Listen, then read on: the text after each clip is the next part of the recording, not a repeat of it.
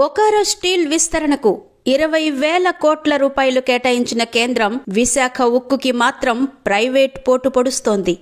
ఇటీవల కేంద్రం విశాఖ ఉక్కుకు ప్రకటించిన 11,400 కోట్ల రూపాయల విషయాన్ని ఇప్పటికీ గోప్యంగానే ఉంచారు.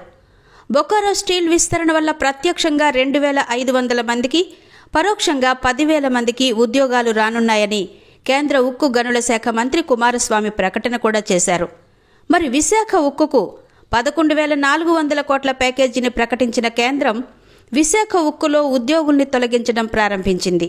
అంటే మరి బొకారో ప్యాకేజీకి విశాఖ ఉక్కు ప్యాకేజీకి తేడా ఏంటో చెప్పాల్సిన బాధ్యత అటు కేంద్రానికి ఇటు రాష్ట్రానికి ఉంది. కానీ కూటమి నాయకులు ఇప్పటికీ విశాఖ ఉక్కు ప్రైవేట్ పరం కాదని నమ్మబలుకుతోంది.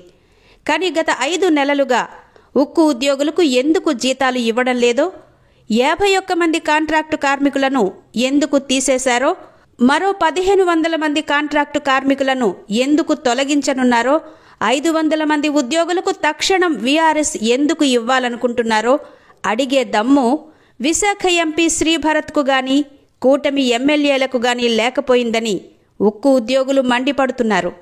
ఎడాపెడా ఉద్యోగుల్ని తొలగిస్తూ ప్రైవేట్ పరం కావడం లేదని చెప్పడం ప్రజల్ని నిలువునా ముంచేయడం కాదా అని వీరు ప్రశ్నిస్తున్నారు.